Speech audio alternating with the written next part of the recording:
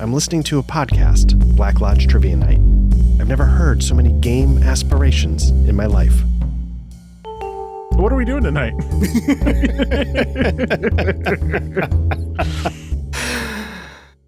Welcome to Black Lodge Trivia Night. We're down to Patrick, but I'm here with Matt. Matt, how are you doing tonight?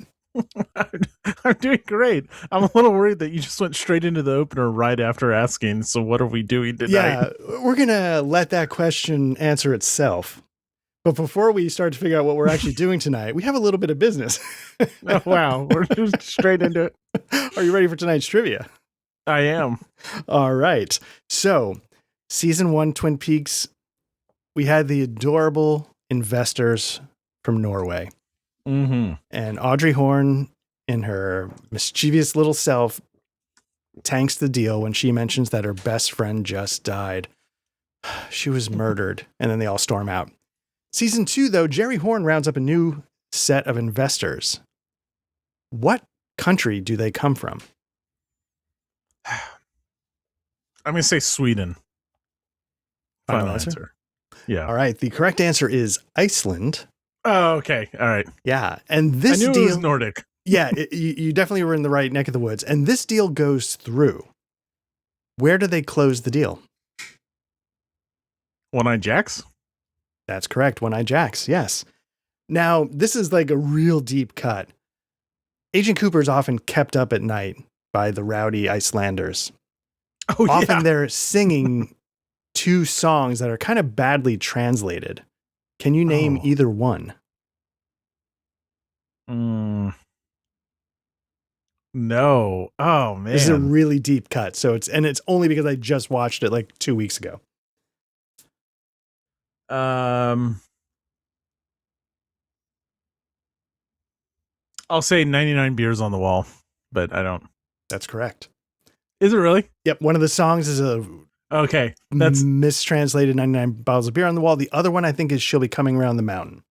Those okay, two songs nice. are often singing drunk and rowdy throughout the halls of the Great Northern. So, oh man, we should really rewatch Twin Peaks. We really should. So as Matt alluded to, the very first thing he said on the recording, we're not exactly sure what we're doing tonight. We're going to damn fine coffee it because Patrick's not here. Cool. There's a lot going on in everyone's lives, but we thought we would still take a little bit of time, shoot the shit.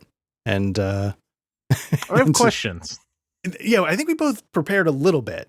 Yeah. Do you have something you want to kick us off with? Well, prepared's a strong word. You're right. Well, so what's funny is I sent you a message last week or maybe the week before, and I was asking about Coriolis. I finally got my Kickstarter pledge. Oh, yeah, right. Exactly. So that's exciting. Half of the delay was my fault. The other half was the company's fault. But really, anyways, no one wants to hear that story. And I guess I was measuring your level of interest, and I think I know where I settled in on what's going to happen to the Coriolis Kickstarter bundle that I waited over a year for. And now I have a different question for you. So I want you posted recently in our Discord, by the way, go check out our Discord. There's a whole section you can go show pictures of what you recently got. And you shared a picture of Warhammer, the Old World role-playing game. And I think this briefly came up the last time the three of us were together, but why should I care about Warhammer, the Old World fantasy role-playing game, when I have Warhammer fantasy role-playing game? Big Daddy. So sell me on why I should care about the Old World.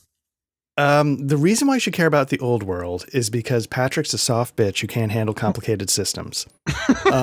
No. So have you looked at the Old World at all? I have, but I want to hear it from you. Okay. So what drew me to the Old World was the idea that, and I believe this is true, you can run 4th edition fantasy with the Old World. It's not like a 1-to-1 compatibility, but you could just take the stuff and you should be able to sort of translate it over.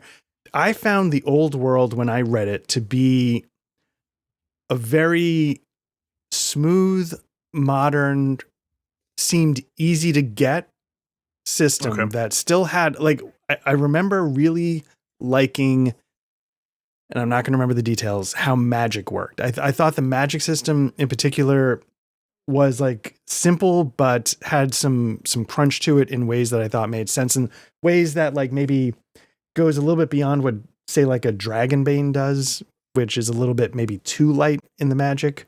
But it just struck me as a nice, not super light, but definitely.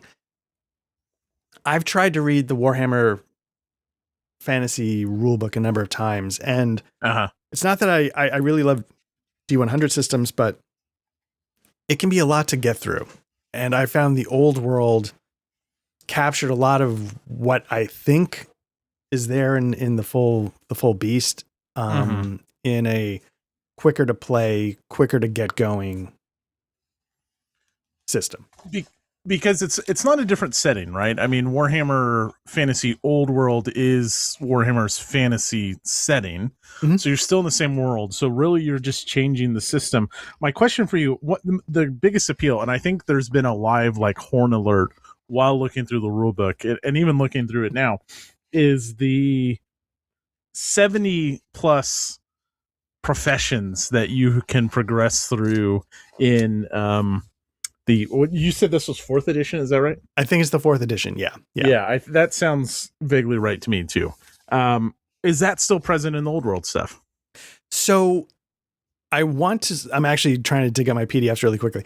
I want to say no, but it's not, again, it's not like a free league game where there's like 4 classes and 4 races. I think it definitely goes above and beyond in that sense. Let me see. Was it Warhammer the Old World? Where did I put that? Warhammer the Old World.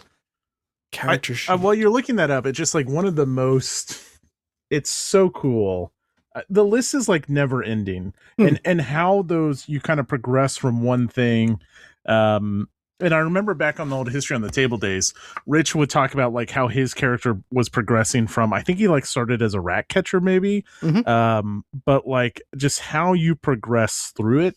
And it's not mandatory, but sometimes that's like one of the biggest selling points of RPGs to me. You know, Symbarom's a very robust class system versus just like Alien or Blade Runner, where there's choice, but it's not like in-depth choice, and I don't really feel that different sometimes when I'm playing it, if that makes sense. So when I see that, and I see really unique and flavorful classes, so anyways, so what's the verdict? How many are in there? There's 30, so I feel like that's a decent number. That's pretty good. That's pretty awesome. And I do remember the character advancement. That was one of the things, because I've also played Zweihander, which is sort of an offshoot of that kind of direction. And I will say the character advancement where you have to get like, it always confused me, because it felt like, okay, so you got to sort of progress this a certain amount, and then you go from like bronze to silver or something like that. Yeah. And I remember I was really happy that it wasn't just you gain a level, but coming from systems where like when you use a skill, that skill goes up, I felt like this was a very sort of, I don't know if convoluted's too strong, but it felt like there was a lot of things you had to check off in order to advance. But again, it's been a while since I played Zweihander. It's been a while since I've read. It's been a while since I've read. I'm trying to look up the religion beliefs. Where's magic? I think technically speaking, this game is hundreds of years before war, but I feel like it's the same geographical region. So I feel like I wouldn't know the difference as somebody who doesn't know anything about this. Sure. But Old World is, Games Workshop Warhammer Fantasy setting. It does also make me look here. So, to me, it sounds like 4th edition's out. And then I'm also sitting here looking at, I was like, oh man, Blackbirds. I've hardly like cracked that open as well, because there's another system that, of course, Warhammer leads to Zweihander leads to Blackbirds, all of those things. But It sounds like we're all in on Well, I Old would, World. yeah, I mean, I like the idea of Old World. I think Patrick really liked, I wish he were here. He's a huge fan of the Warhammer setting. Uh-huh. But when we were talking about it, maybe it was, I don't know if it was before you jumped on or after you jumped off or something. I don't know what it was. He didn't know he's like, but what's the system of Warhammer 4th Ed? I'm like, well, it's a really crunchy D100 system. And he was like, oh. So, and just to go back, the way Magic sort of works is like every skill has like a difficulty number. And it's kind of the idea of like, every system has sort of one of these things where like you have to get a certain number of successes over a certain number of rolls. And so Magic kind of works like that. And there's ways to like build up like miscast points. And so you got to sort of balance like a little bit of a push your luck to keep getting more successes versus your chance of building up these. And so it made it, I thought, pretty simple in that it was just like this in like Mithras, it would be, or I'm trying to think, Savage Worlds, they all have these things where like you have to get like, 6 successes in 7 turns and you sort of roll a bunch of different. Magic has that kind of vibe to it. Interesting. And so, so it's sort of like a little bit of a push your luck because I think you can get like extra successes, but you risk extra miscast points or whatever it was. So it was a little bit more to think about than just like fireball. But so when you say so Warhammer, like, is it actually out or are you can't just, well, how many Warhammer rulebooks do I need? I don't know. That's a good question. It's been on my shelf since it came out and I haven't played it. So yeah. So that was, something, we've been talking about, because I think, have you started actively purging? I have.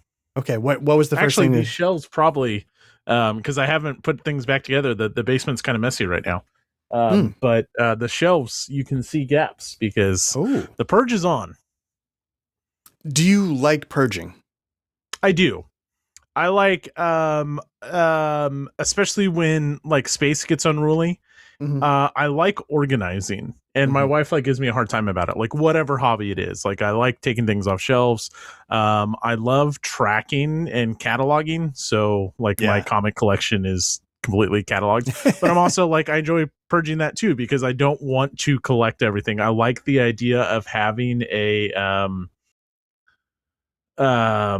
tailored collection instead of just like every Batgirl issue, right? Like I collect Ghost Rider as my man, but like just things like that. I like doing that. And so like then it's when you come back to a hobby, like you come back to it, is you start going through the stuff and you like have it with a different lens. I do like doing that. And then space is always at a premium. So yeah.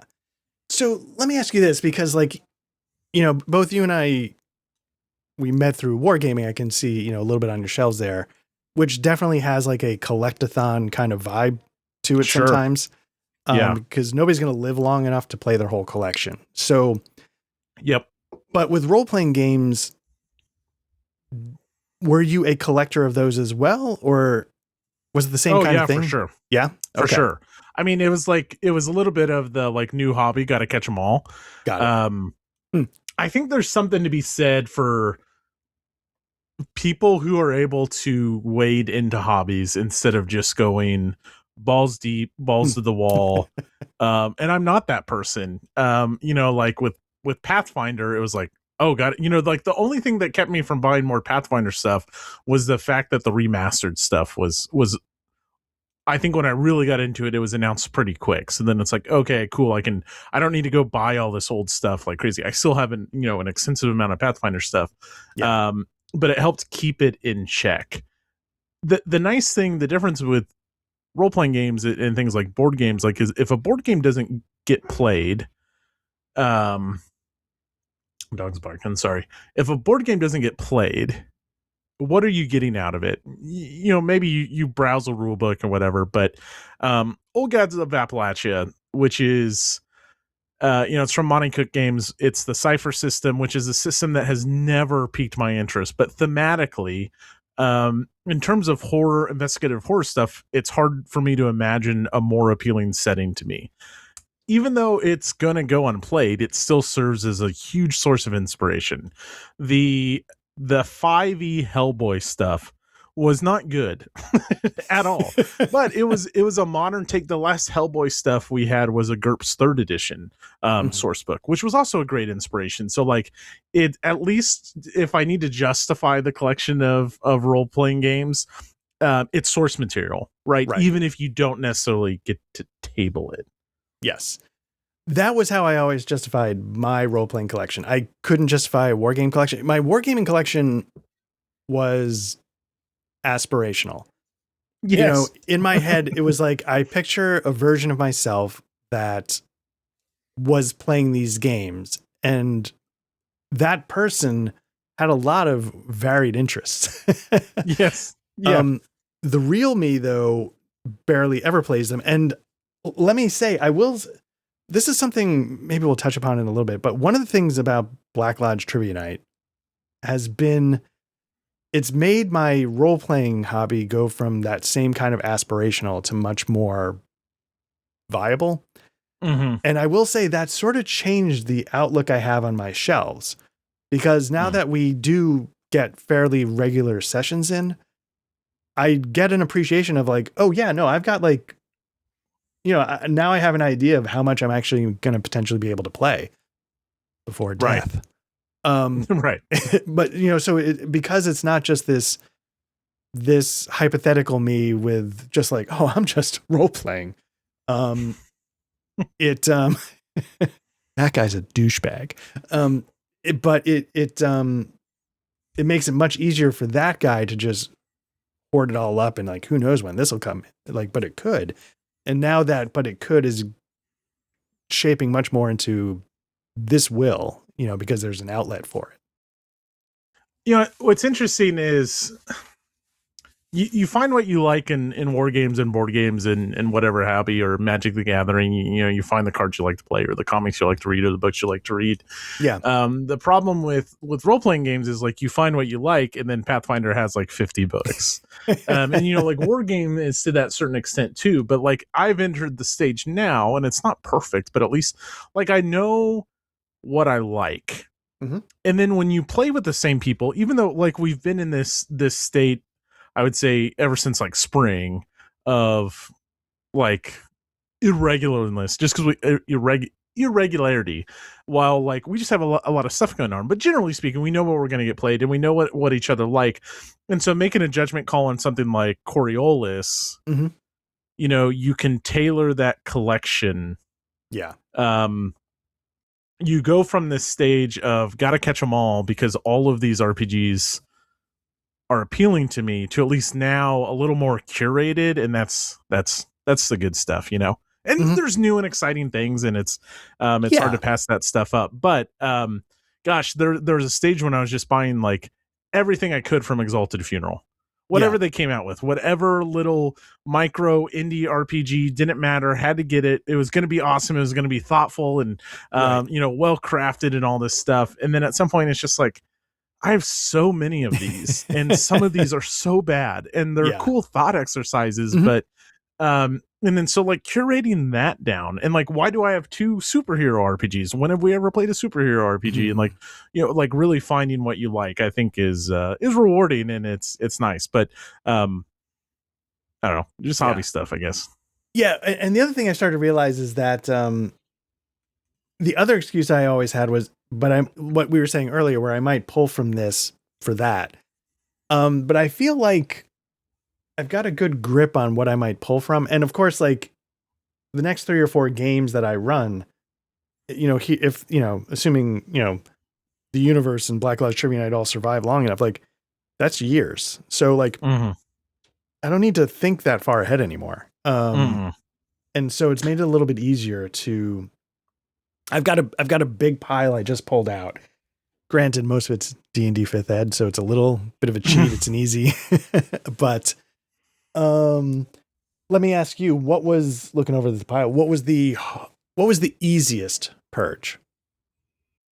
So, well, let's just talk about like recent stuff because like 5th edition was pretty, once I got Pathfinder, 5th edition was pretty easy to rip out of the collection because Pathfinder just became the next logical step for me for 5th edition. It just replaces it completely. Coriolis was a pretty easy switch. Just hearing you talk about it and then also just like talking to you about it.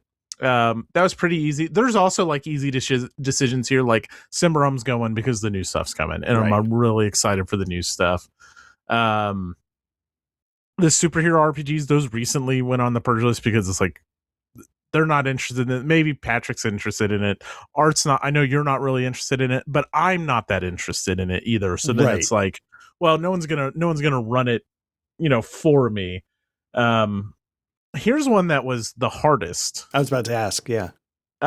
So one thing I've learned is that I don't need to collect and live in people's 1980s nostalgia.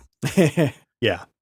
I can't remember which RPG book it was. It's one of the like little hardcover ones that I have on that other wall. And at the beginning of the book, and it is one that I kept. They talk about how the best source book they ever read was one of the original VG Games James Bond source books. So it's not the core box, it's one of the boxes that came after.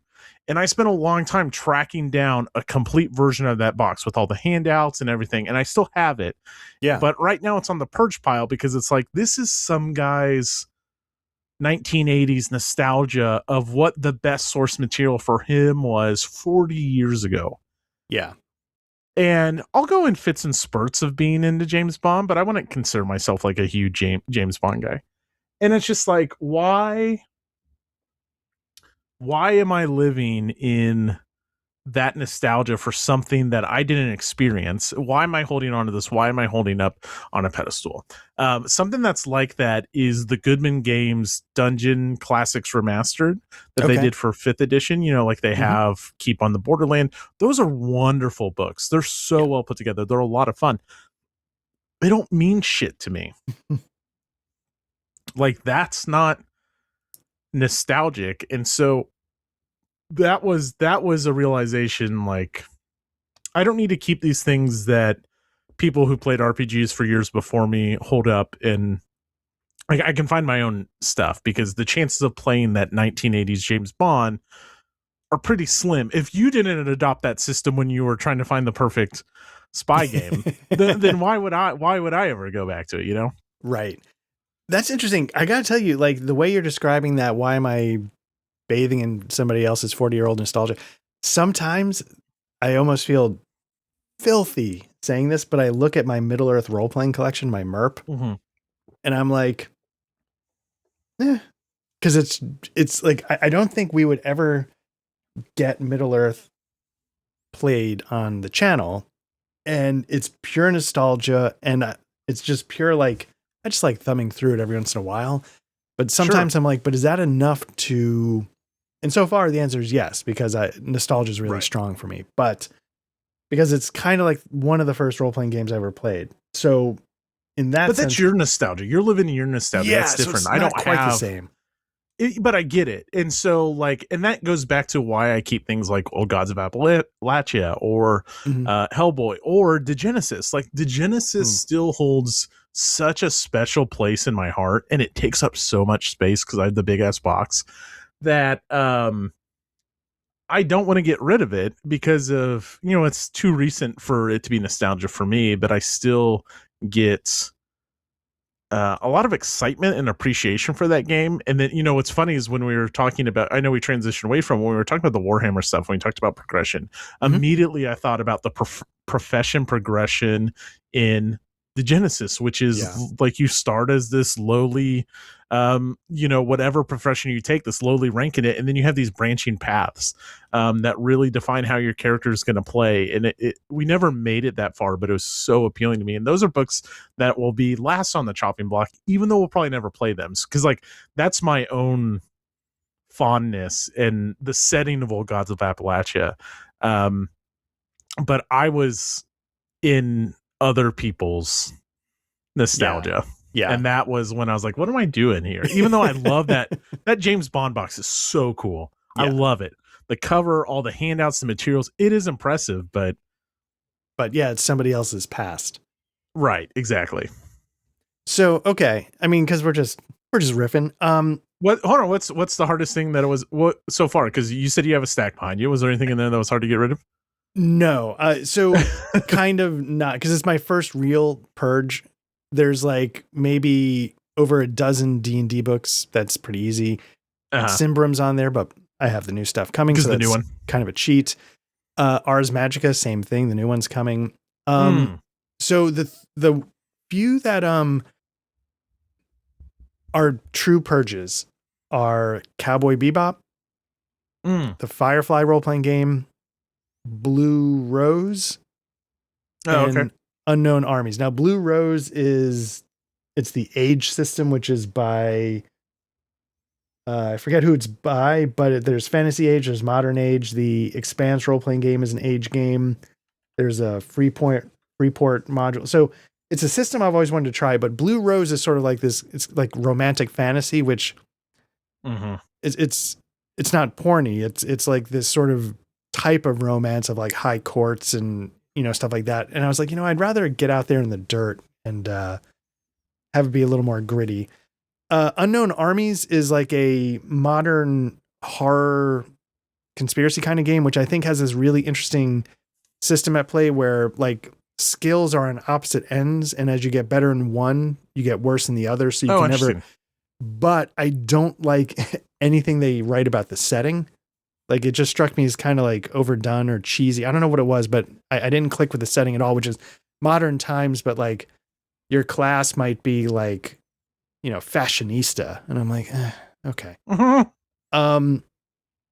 Cowboy Bebop, I think, is too much style over substance. I love the anime.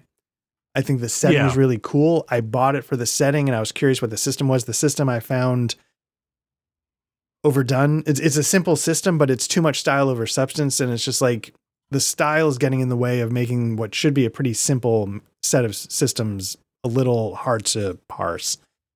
And then Firefly is the Cortex system, which I think I talked about in like our breaking up with systems. I find Cortex to just be like, basically by letting you do anything, I feel like it doesn't really do anything. You know what I mean? Like by letting you do everything in a sense, it doesn't really do anything. It's like, it's a sandbox of systems that you can pick and choose from, and they're not even sure they all work together. And I'm like, okay, what are we doing? And Firefly, as I had said, was they explained the rules by giving you an episode by episode. And I was just like, I can't do this. Like, I can't read 13 episodes of how to play the game. Right. And I thought it was tragic on some level. Yeah. So they were all pretty easy. That'd be a game like this, even just to get the rules, you like mechanically aside, just to get like the rules distilled down. Firefly has been redone so many ways. Yes. That's not a setting that you need you need a problematic rule book for. No. No. Like Savage Worlds has got their space game, which could easily be, space western. There's Orbital Blues, which is a game I got on Kickstarter a little while ago. I really want to check out that I think would do either that or Cowboy Bebop better than the rule book as written for Firefly. So yeah. And I know, what I would like to do. I know we did it with your I was trying to think of the name from Tropic Thunder about the Abbey romance, the monk romance. Oh yeah. When we played, we haven't really done PBTA, and I feel like there's definitely I know there's a Firefly PBTA, and I feel like there's at least two more that are basically Firefly, which is a little bit different twist. Yes, and so yeah. So, as much as I'm talking about purging, there was one game I was recently looking at that got a really nice Quinn's Quest review. That was, I didn't realize it was a PBTA role-playing game, but it sounded fascinating. It made me realize, like, sometimes I dump on PBTA. It's like the system you use when you don't care about your system or something. Yeah. But I do feel like what I'm actually admitting is I've never really played it and I don't know what I'm talking about. So yeah, because I think there's a game called Space Hulks. I think that might be kind of like that. Rust Hulks, maybe? Rust Hulks, that's what it is. Rust Hulks, yeah. Mm-hmm. And so sometimes I'm like, maybe I should like really give PBTA a shot, like with like just a like this game I was looking at from Quinn's Quest or Yeah. Rust Hulks, like really get into like just go for it and really, and something that's come up on the Discord recently a lot, and mainly it's me posting shit and then Duck responding, was about the Fate system. And Fate is also another one of those like really player driven. I don't want to say it's literally PBTA. It's not, but it definitely feels like it shares some of its core values. And that got me thinking about PBTA as well. These sort of player driven, like everybody collaborates on the story. Nothing's precious. Everybody, helps build everything as you go. Yeah. So what as you go through this happened to me, so I'm going to assume here and project on you that it happened to you. You're going through, you're pulling stuff off the shelves, and then inevitably you come across something, and all of a sudden you're like, oh yeah, I really want to play that. I really want to dive into that. What as you're yanking stuff down, what kind of cut to the front of the line, or what caught your eyes? Yeah, I was actually going to ask you something similar. So my question to you was going to be like, what's the thing we haven't mentioned yet once that might jump to the top of the line? The way like sort of the Serpentine or Blade Runner did. But yeah, as I was going through the shelves, and this isn't like literally the most recent, but something that I don't think I've talked too much about that's always been like, oh shit, yeah. Band of Blades. Oh yeah. Yeah, not the, what's the other one? Forged in the Dark. What's the one that came before it? Right. It's not the one where you're like planning the heist. It's the one where you're like a traveling group of mercenaries trying to get from that one. And I thought it was really interesting because something that we've talked about, I think it came up in our Discord, thanks to Strange Loop. He was like, did you ever think about playing multiple characters? And, I'm playing, when Hostile gets played, I'm playing, 7 crew members, but Band of Blades, you're meant to play like, you don't have to play the exact same person because it's like a traveling. You're not supposed to play the exact same person. Right. Because there's like, it's like a platoon that's trying to survive. And so you're supposed to pick and choose. We almost played it about a year ago. Remember? It got canceled like night of. Oh, were you going to run it, or who was running it? Yeah. Hector and Patrick. Oh, yes. We got really close to that. Yeah. That was going to be like a. It wasn't going to be recorded. It was going to be just a pickup game. We were going to do the little intro thing, and then I think we were like, well, let's just do it all, and then it never took off. Man. Yeah, that's those books are so cool, and I think the like premise is so aspirational, but I think if you pull it off, it's going to be so rewarding. There's the vampire one where you like put on different masks and get on different abilities, and it's kind of forged. It's Forged in the Dark as well, and that one's interesting me. Speaking of Quinn's Quest, and this is what reminded me of the question. Mine was the Wild Sea. It was like one of the first things he reviewed, and he just raved about it, and I instantly like got on the next printing of them, and I got the first 2 books, and then I didn't do anything with it, and that would be that's what I like came across. Because it was like on this shelf, kind of like behind some graphic novel, like not behind, but like next to, and then the graphic novels were like overflowing. And is that the one where like the boats sail through the treetops? Like the boats are like, they're not on water, they're on forests. I don't necessarily remember that. I might be maybe. I don't know if that's for some reason I remember watching that review because I thought that was interesting, and for some reason that image stuck in my mind, but I might be conflating 2 different. I think you're right. I will say, but it's such a beautiful. The art was so beautiful and so evocative. And now I'm looking at it here, and it's I think you're right. I think it's got airships and stuff. Okay, but it was one of these things where I watched that review, I got horned up on it, and I put it on the shelf, and then never did anything with it. And so coming back to it is like, oh yeah, no, you're exactly right. That's what it is. Yeah, and I will say Quinn's Quest. I think it's called Stone Top. I think that was the game that he recently reviewed. That really jumped out at me, and my Quinn's Quest that I've mentioned before, Mythic Bastion, he loved this, and it's one I've always been curious. Shit. I kickstarted Stone Top years ago. Oh, really? I think it might just be. It's just now coming out because they kept adding to it. Yes. Yeah. Yeah. Okay, it's like the PBTA, but it's fantasy, and it's got like 5 central hubs, like on a. Am I Do I have mine yet? Stone Top? Am I like thinking of the same? Yeah, Stone Top. Yeah, that was the one you just reviewed. Do you have it? Not yet, but Okay. that's definitely one. So let me ask. So, do you think there's going to be one you purge that you're going to be like, oh, I should have not let that one go? Maybe like I think Coriolis. This will be so. Like Coriolis is one of the few that I bought and then rebought, but I or sold and rebought, but I rebought because of the Kickstarter they did. So maybe not. I think that's harder for me to do with RPGs than other hobbies because of PDF availability. That's what I was about. Yeah. So then it would need to be something that I just had for like the collector's sake, which would be get a code.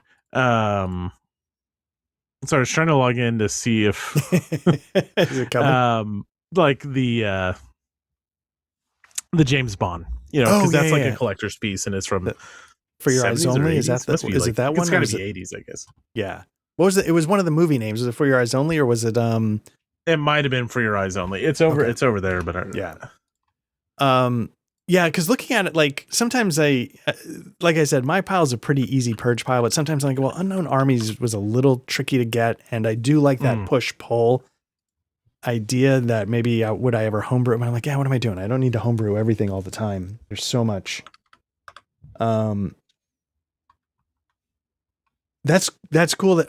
That's cool that you're getting Stone Top, because again, yeah, that's one I'm really looking at. That I'm just making sure Did you actually? Was it a Kickstarter? Yeah, it was a Kickstarter. Okay. I have the physical copies. She's scheduled to reach the canal on June 6th. Oh, so they're somewhere in the mid-Pacific. Okay. Oh, I did it. Here's my survey confirmation. There you go. Interesting. Now, while you may not remember buying this, do you remember what drew you to it? I'm sure it was in my like Kickstarter phase. Got to get it all. But I think it's one of those things that just like it kept expanding over time. Yeah. I want to say. I wonder how long that was. But anyways, no, it's when I'm sure people could look up when the when the Kickstarter launched and stuff. But I'm sure it was during that little bit of craze, like it's before Exalted Funeral had a ton of stuff, and so it's like, oh, you've already scoured through Exalted Funeral, and we're coming off like Zine Quest 2 or 3, and it's like, oh man, this is like really something. This isn't just another zine. So like it's like peak independent. Vegas just tied it up, unfortunately. Peak independent like publishing time, and so that's why, yeah. I think just to give Quinn's Quest the Black Lodge Trivia Night bump. Yeah, I will say what I enjoyed about his review and what really made it capture my interest was that it was the first time where he, spoiler, he loves the game. His review is absolutely glowing. And he goes into, and like I said, I didn't know it was PBTA going into it. And he goes into how the PBTA works and how it works for items and how it works for towns and how everything's got moves. And it suddenly made me realize like, oh, like your character isn't the only thing that has to have moves. It can be like a magic item. It can be this and can be that. And it started to help me unlock what the system is capable of, even though it's relatively simple. When you start adding moves to everything and it's all right there on a sheet of paper, it can really open up a possibility space. And even if the moves are limited for that item, right? Adding, is it too much crunch? Is it interesting to you? Okay, so like let's say you get a and maybe not every weapon needs to have it, but like maybe like I'm thinking like World of Warcraft, right? Like your rares and your mythics and stuff, you get cooler and cool stuff, and maybe those like unique items, they get these moves, but also then they get this like varying degree of success, right? So it adds flourish to your combat when you're using that item, because instead of just attacking and you attacking, well, now the varying degrees, I don't know, like I see role playing opportunity there, which sounds cool. I don't know if they're doing it to that extent or if it's just moves for those items. But I think that really gets the juices flowing when you're trying to, come up with a different way of saying, oh, I missed again, Right. Yeah, that's cool. Yeah, I will. Then I'll be even more. It's kind of one of those things that's like, oh, I backed that so long ago. I have like no idea, but glad to hear it's good. It's massive. Like you were saying, they have attitude. I think it's like 600-700 pages long.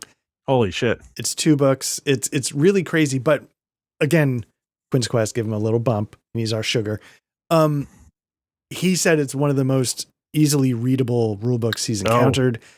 And it helped make him like a better GM and a better player, which is something that not every game does. When you sort of unpack concepts and approaches, he was quite glowing. Yeah.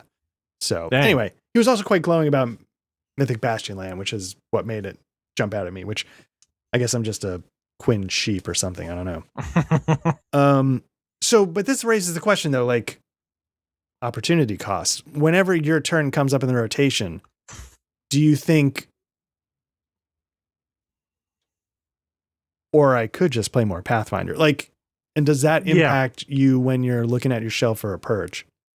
That's not, I think by now we've learned that's not my like personality. Like I'll make the Pathfinder joke, and Pathfinder has worked its way back into the rotation, but only after the next shiny thing caught my eye, right? Like my interests vary so much that the next hottest thing is gonna cut in front, right? Okay. When new Symbrom comes back, then what a great opportunity to go back to that setting we were really starting to flush out, and that story we were starting to tell.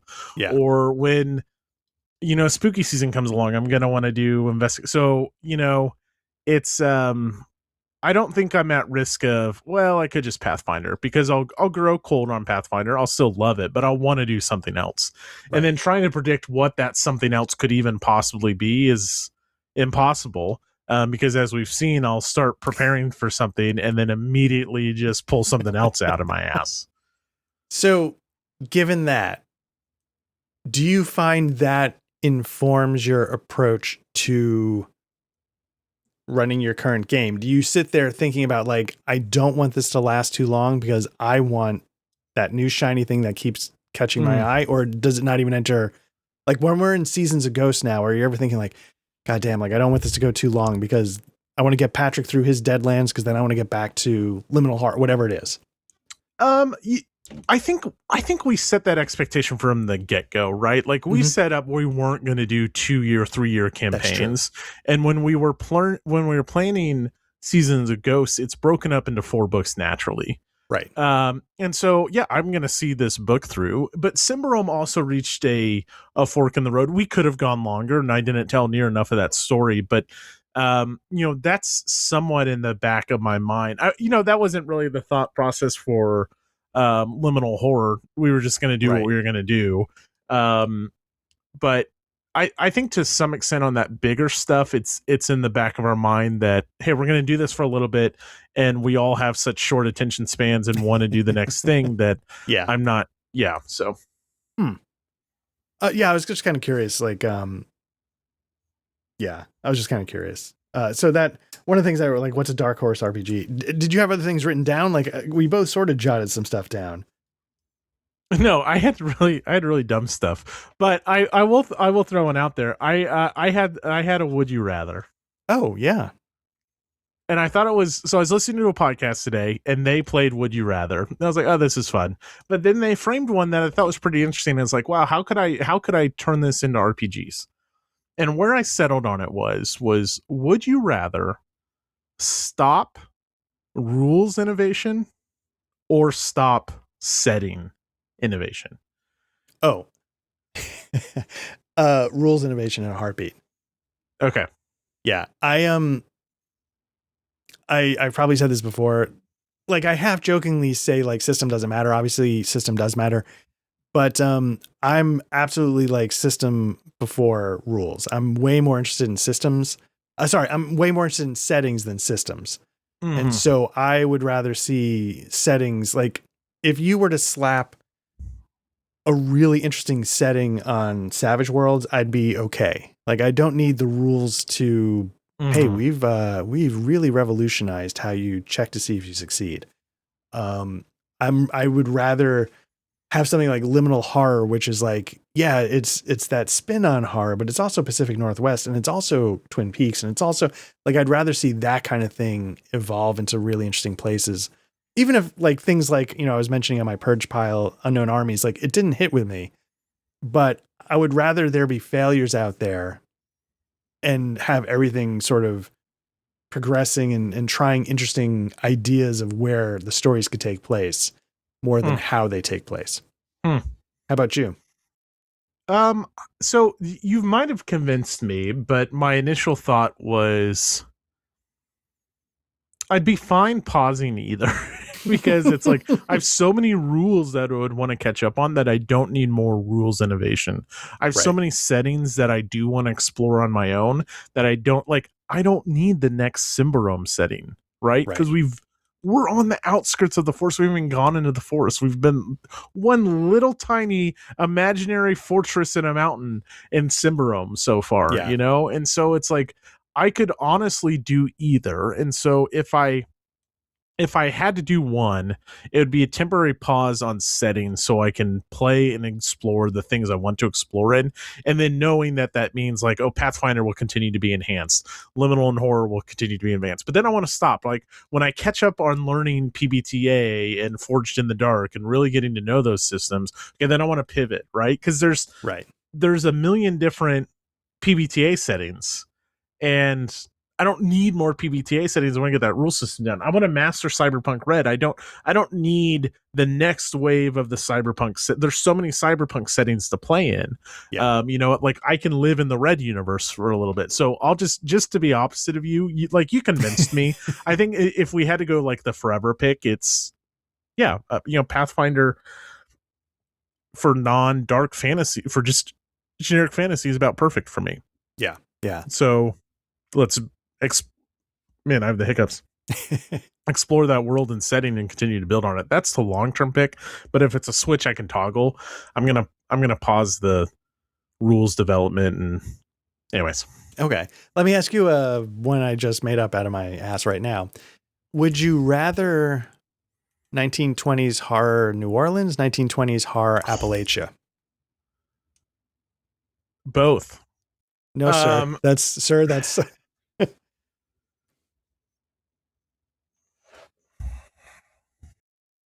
marry, kill. 1920s. Which one do you marry? Which one do you Shit, kill? that's actually all really tough.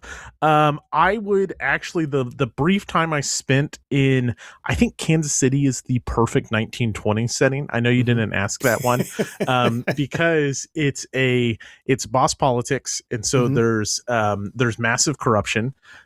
They don't um prohibition just doesn't apply in Kansas City unless you're on the wrong side of the politics in charge. Right. You have a classic rail line going to New Orleans. You Mhm. have the birthplace of jazz.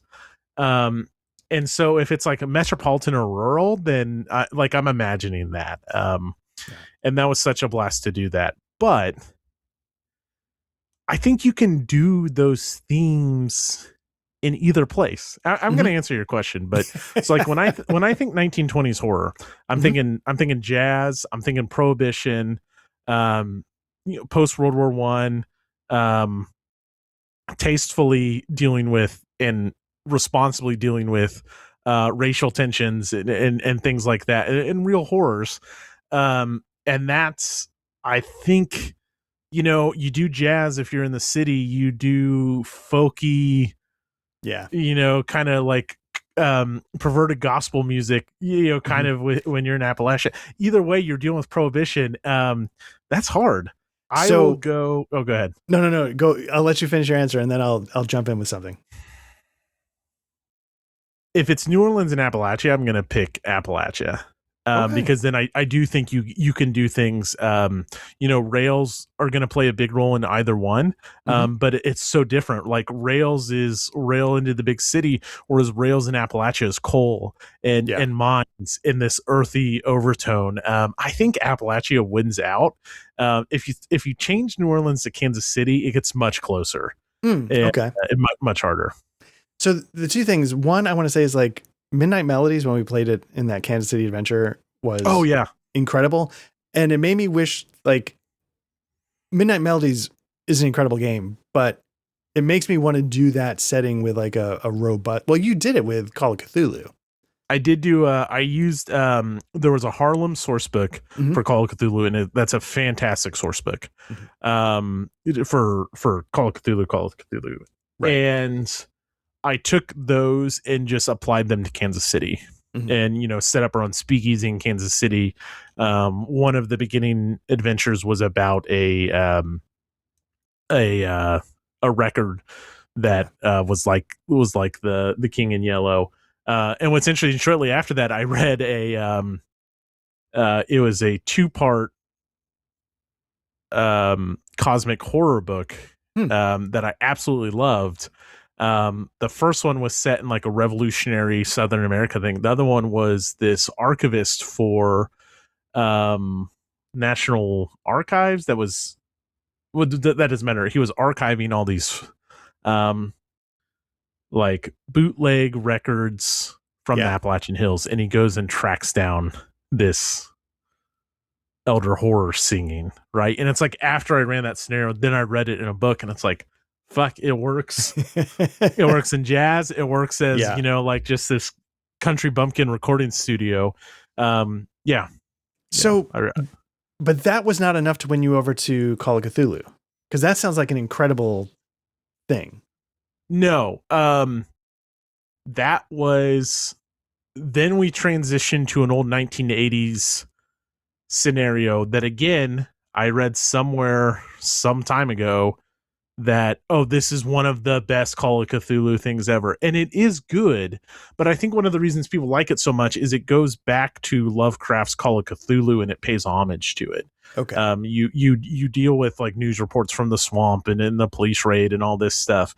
But it asks a lot of the GM to draw connections, and it that's when I think Call of Cthulhu. Call of Cthulhu was still strong then because I was GMing it. It's when I really started to play it that I think I started to shift on it. Okay. All right. Yeah, I will say the what you're describing in Kansas City is Kansas City itself sounds like a really interesting flashpoint for all those things like colliding that you're describing. Between New Orleans and Appalachia, I think I would have agreed and chose Appalachia. Just the idea of like, there's an isolation to that pre-electricity absolutely hill country, and you get like that revival tent coming into town, and I feel like, oh man, it can just get really dark, weird, really fast. I've written so many like setting prompts or even story prompts just around that. What helps drive Appalachia is Old Gods of Appalachia. Like, we just have some of, and I haven't stayed current with it. I need to go back and re-listen, but those first few seasons are just such good, impactful storytelling that they capture the music, the voice, and I think another thing that's success is I think you nailed it with Isolation, the traveling preachers, all of that stuff. But what also gets factored in there is the nature element. And that's a huge part for me. And those are some of like my favorite horror stories. Funny is I just hiked some of the Appalachian Trail, and before I went, I texted our friend Jason from the Alcoholic Adventure Cabal, and I said, I need your spooky nature stories, man, because like that's one of my favorite things. So then you throw in that idea of nature reclaiming civilized places and rot, and then you throw in old gods of whatever variety. Oh man, you're just cooking. I've thought of ways. I've had several just like bursts, because I get these like You know what? We need Patrick on more often, and we need Patrick on more often with the loosey goosey stuff, because a lot of the times I think it's like, oh, I'm going to throw Art in this situation, and I wonder how he'd respond, and I want it to be like Patrick as well, because it seems like with Patrick we're playing like the big stuff, just because of the nature of like him having kids, he missed liminal horror, so it's easy for me to imagine your podcaster character and what shenanigans he could get up to in like some town that still exists in the back of a holler that's somehow unchanged by modern times, and somehow your character's forced there. And so then I start thinking about like what calls Art's character there, because I think it's not explicit in liminal horror, but I still think you need the hardest concept, but most brilliant concept, is the call of Cthulhu. And we've spent a lot of time talking about this, but you need a call of some kind in liminal horror. Right. I do think, like in your scenario, you could have left that hotel at any time. And that would have been fine, because that's a logical response. You don't have to act in that way. But I think if there is a call, I do think it makes it more interesting. So I do think of these ways, like what gets Art's character there? And I think an investigative podcaster is such a good foundation for that. Yeah. I think about those things a lot.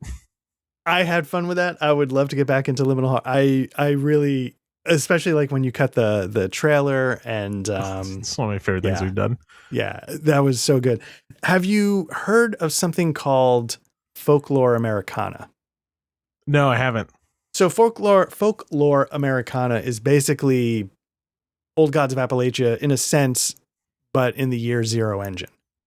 So if you don't like Cypher, what? Yeah, it was a Kickstarter. The thing though, because there's also Holler. There's is Holler year zero? That's Savage World. Yeah, that's Savage Worlds. Yeah, so there's Savage Worlds. Oh shit! But the problem I have, and I feel terrible saying this, like this is such a shallow thing to say. I don't like. I have the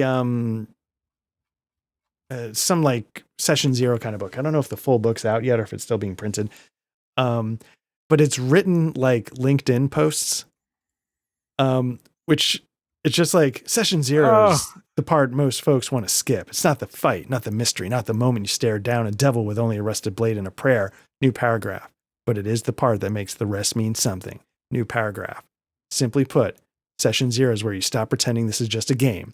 You know how like in LinkedIn, everybody thinks is a new sentence, and it's like, more than anything, Session Zero is a prompt. And I'm just like, I hate LinkedIn. Like, don't write your book like LinkedIn. The world's not clean. It's not safe. New paragraph. It's not kind. New paragraph. It's a dust-choked land of hard truths, dying legends, and old blood that won't stay buried. Like, it's got the right oomph, but it's just written like, in my mind, what a LinkedIn post. Having lost my job. Can I see these guys' LinkedIn's? And exactly. Are they stumping and trying to say that IRAs are a waste of your money? Yeah, but at the same time, I like having. I think Old Gods of Appalachia might be the best for covering the setting, and I think Holler could be really interesting. But Holler, I think, because I think everybody leans into the aspects of Savage Worlds, which is like it turns into run and gun. You're playing a different game. Yeah, and then Folklore Americana, I could see being the medium that lets you potentially access Old Gods if you don't want to do Cypher. Well, we just okay. So here's what it said. You nailed exactly why I haven't, because Holler has that beautiful big box, and I see it at my local game store all the time. Like it's got everything in it. It's a nice box edition, but it's pretty expensive in terms of like an RPG game. Yeah. But my fear is that just you're playing a different game then, which is fine, but that's not. I want my Appalachian horror to be Old Gods of Appalachia. Yeah. I don't want it to be West Texas University. I don't want it to be Buffy the Vampire Slayer, right? Like I have other games and settings I want to do Buffy the Vampire Slayer in. Yeah. And so but Art, shouldn't we just run it in Cypher? Why wouldn't we run it in liminal horror? Oh, that's a good question. Why even I don't know, like, because I think liminal horror works because it's so light. The fights aren't what matter, And so my idea has always been to run it in liminal horror. Oh, interesting. Yeah, I mean, I imagine that might require a little home brewing to get like the basics down, but probably not crazy. I think you just wing it. Like Yeah. I think you do, right? Because there's like mechanical elements, and I'll confess I haven't looked at remastered at all. Mhm.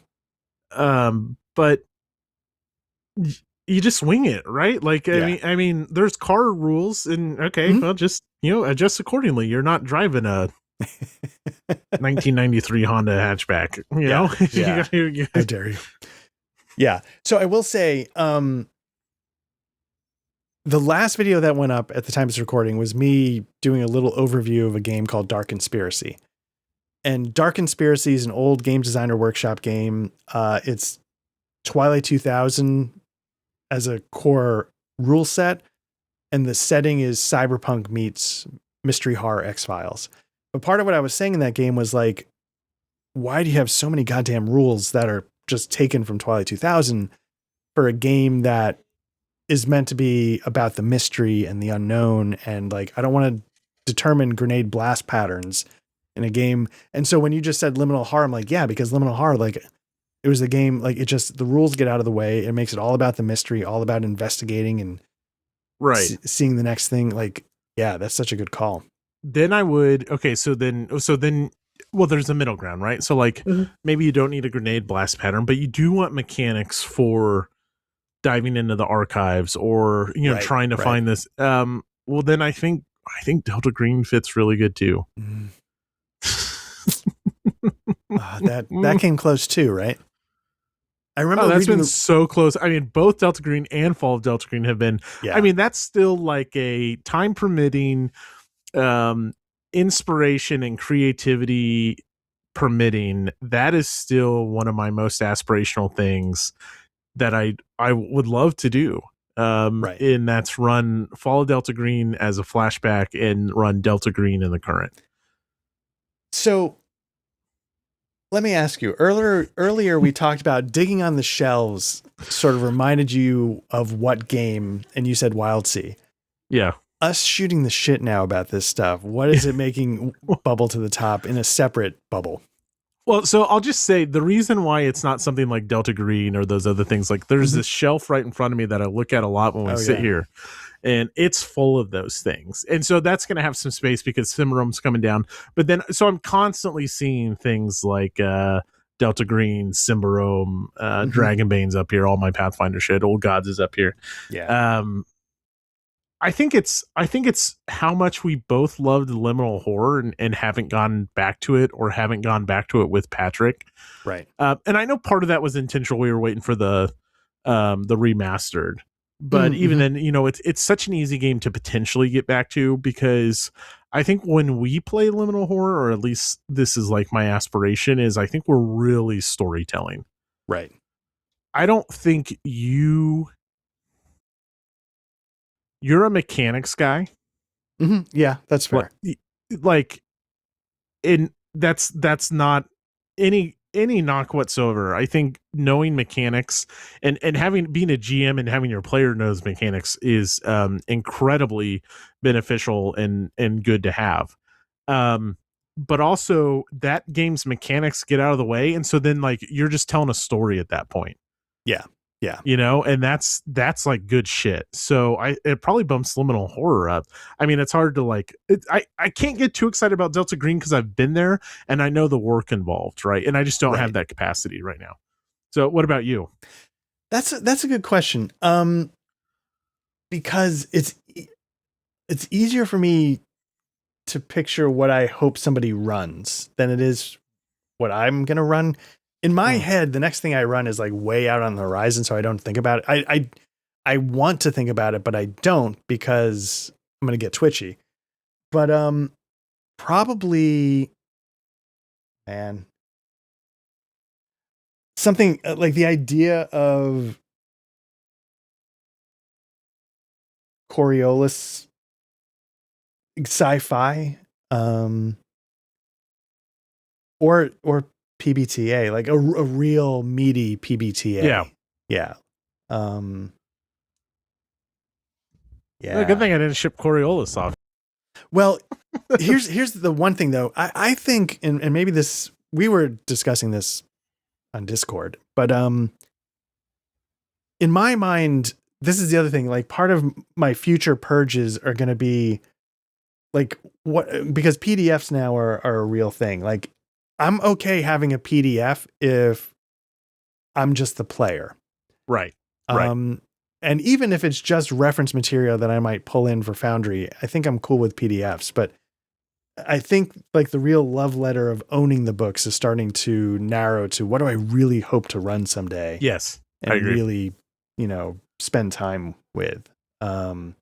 Well, and a lot of times the player section is so little, or there's so much resources out there, like Pathfinder. Like, yeah, it's all there in the books, and you can get but there's so many good tools that it makes that manageable. Where I'm going to assume Coriolis, like every other free league RPG, you just kind of need to read it once as the player. And, if you want to do the lore deep dive, great. But like on Blade Runner, you just kind of skim the PDFs a little bit, right? And I didn't need the lore there because I know the lore. Alien, I don't need the lore, although I thought some of the lore, like the planet section Alien, is cool. Whereas Coriolis, I would need to probably dive into the lore some more. Yeah. But. All right. So let me ask you, cool. I don't know how much, I had one sort of last kind of topic. Yeah. So we've been on now for 3 years. We've been doing this now for 3 years. It's been our 3rd anniversary last month.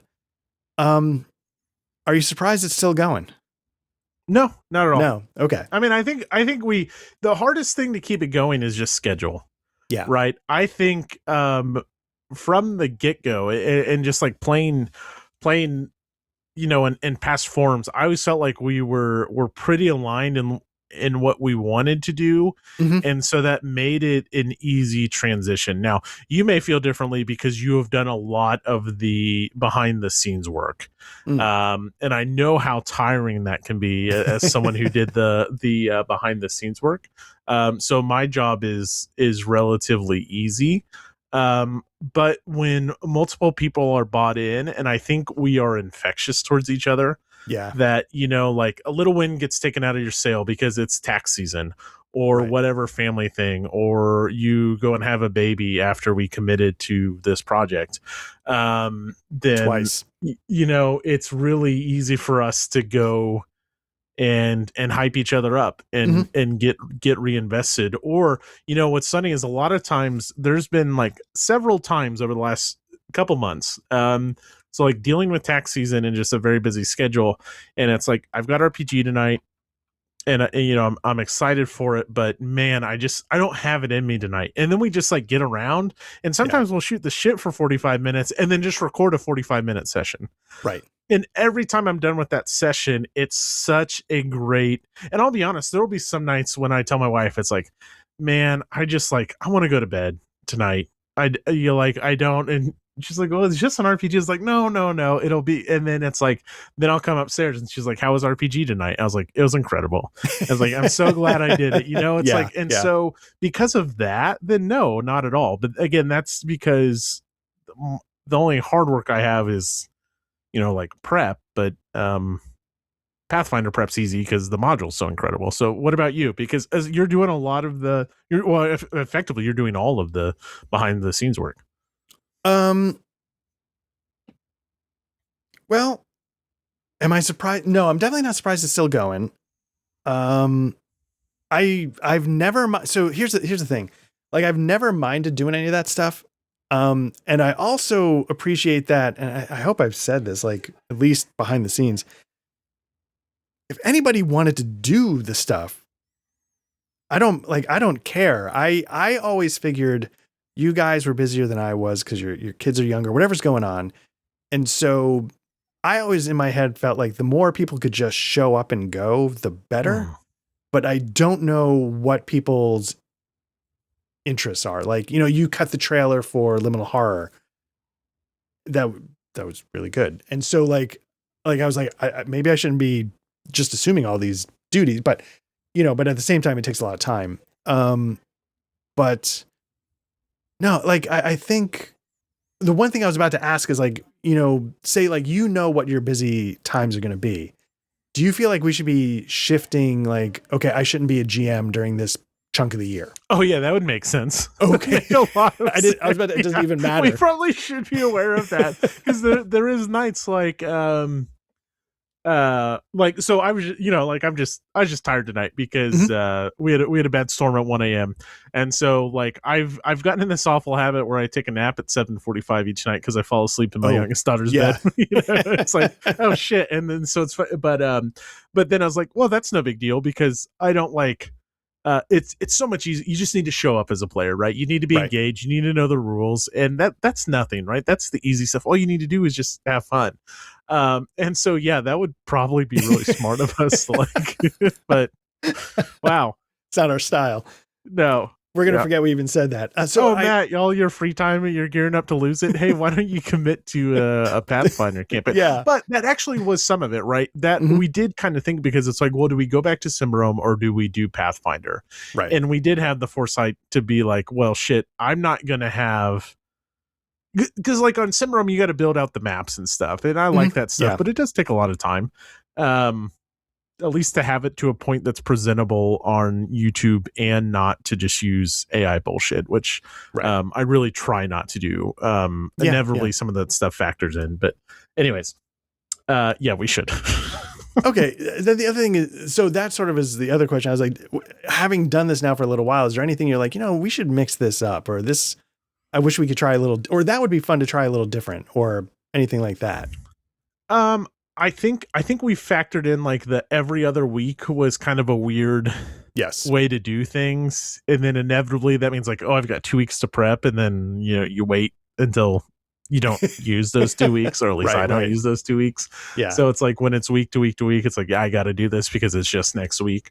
Yeah. I think that's more natural and makes more sense. I think we're learning as we're going, and I think we're really learning our styles. It's interesting as much I still feel bad about the spy game.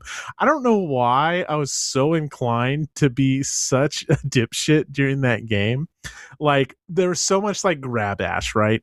Like we didn't play it, but I think like less grab assy is actually my much preferred way to play. Oh, interesting. Like the tone of Cimarron hit it. We had some like dumb jokes in there, like when the guys were drunk outside the cathedral, and that's like perfect. Yeah. But overall, like this dark and brooding tone, and then we played, and then we made you in the fucking Abbey game, and it's just like, so I say that, and then it's so easy to fall into the trap of it's like, we're gonna role play tonight. We're gonna role play assholes tonight.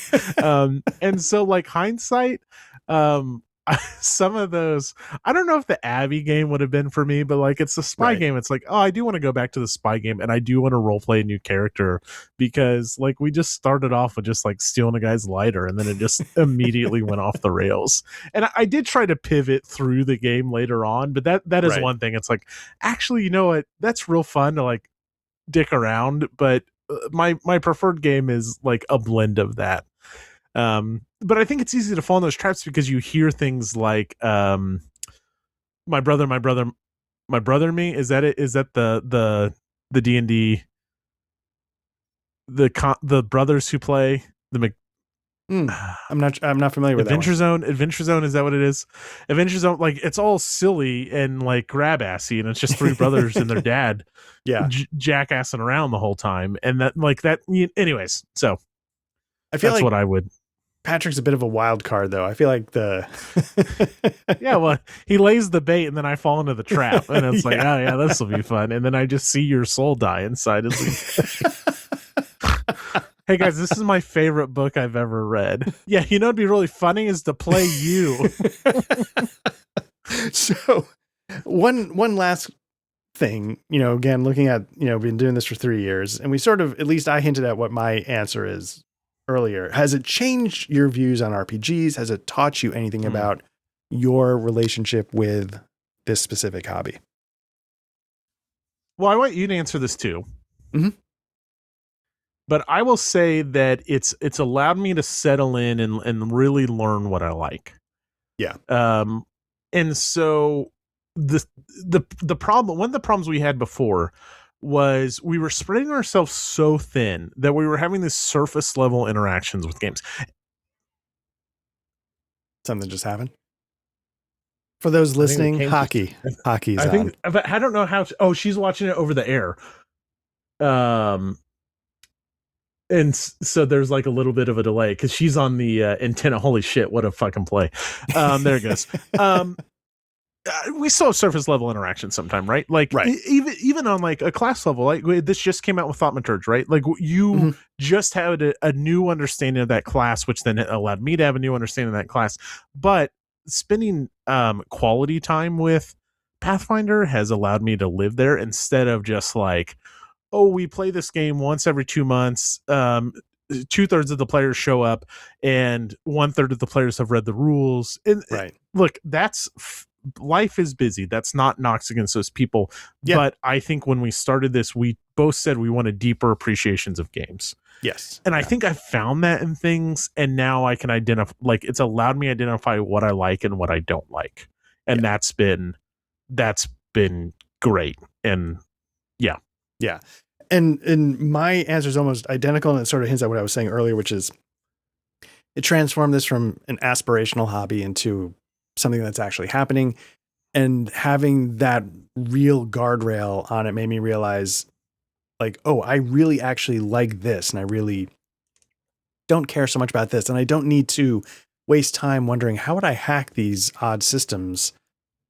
Like, I just like it's helped me really focus, because I know, like, this is possible if if we plan it out and we budget it right. Like, this can happen. It's not just some version of me that is doing this all the time and who knows what. So I think it's really helped. And also, again, role playing is something I thought that was going to die as a hobby for me as a kid. So the fact that I've been able to do it as an adult is why I'm not within 500 feet of a school, but it's also it's also a big surprise. It's a really big surprise, and it's been a really fun one. What, to add on to this, like, what's something, because there is one thing, and this isn't a bad thing, but like, what's something you would have thought you would have found by now, or something you would have thought that would have happened by now that hasn't? In terms of games. Yeah, well, just in terms of role playing, just through the Black Lodge lens, and I don't mean specifically like, oh, I thought we would have played Blackbirds by now. It could be that, but I this is gonna sound terrible. I thought we would have played more games with Patrick as the GM. Because I really had a good time with Black Ice. I genuinely had a good because he's, like I was saying, like, he's that kind of wild card, and he does that when he's a GM. I liked the little Black Ice thing he was running. I liked, like, I didn't love parts of Scritch Scratch, but I loved playing it. I thought we shit on Scritch Scratch so bad, which had nothing to do with Patrick. No. And then now we've never gotten him back. Right, now it's almost like built into our lore. And then even like Eat the Reich, like, it's just he's had these things that Eat the Reich was so fun. Yeah, and it just, because he keeps having babies, but that's why, like, I really am looking forward to when Deadlands, because I think, or whatever it is, East Texas University, I think it's Deadlands though. I'm really excited for that because I've always had a good time, because I feel like he's going to do the Scottish accent for all the voices. He's going to do, and that's the right place for it too. Like, I think he's going to thrive in that, which, and that's also, like, going back to the tone and stuff. Like, I love those tones, but it's got to match. And that's why, like, I wanted Symbrome to be more serious. When we did the first Pathfinder gang, like, I knew you guys were going to be psychic detectives, and it was going to be full of kinds of, dumb bullshit. And I couldn't wait for that. But, no, that's a good point. Yeah. I just mostly, like, it's not that I desperately want to only be a player, but I feel like, Patrick really brings things to life with it, I think he really loves getting into it. And then the stuff that you've run, like Liminal Horror, Symbrome, have had such strong tone that I don't necessarily get when I'm running, like, the spy game. I don't know if it's there, but I don't get it. Well, you might have had a tone, but then we ran it through MST3K. Maybe that's it. Yeah. But I like for the games that you run, there's always like a real strong tone. And I really gravitate towards that. So yeah, it's not that I love running stuff, but I've really enjoyed having you guys as GMs and yeah. So Nice. getting Patrick, like because I would love to see what he does with Deadlands, which is basically his favorite setting of all time. I think he's gonna kill it. Yeah. I would say for me, what I've realized is I think there's been little characters that we've loved as a group. Mm-hmm. But sometimes I listen to these RPG podcasts and and we have these memories, right? Like the Psychic Detective group, that was such a great Pathfinder idea. Yeah. And then Tamily became this character that who knew was gonna like have this lasting impact. Mm-hmm. I thought by now I would have that character that like stands out, and like you hear these podcasts talk about like, oh, this rogue that I built was like one of my favorite characters of all time. And there's been character moments that I enjoy, but because we've played like such light stuff or such mostly short stuff, even Scratch felt like a one-off. That these characters, even when I come up with characters that I like as a concept, I haven't felt like the lasting character. And again, some of that is like I said with the spy game, like I want to approach the next time you do spy game through a different lens. I've even told you like I want to look at playing a different character because I want to come at it. I feel like if I go back to Veronica, then it's going to devolve into jackassery again. And so even though I like the character, I was basing her off a comic book character. What I'm trying to say is like I haven't established a connection with a character that I've played or a side character that you guys have introduced that like sometimes you hear these podcasts talk about. It's like I want that. And some of it, like it's hard to do that in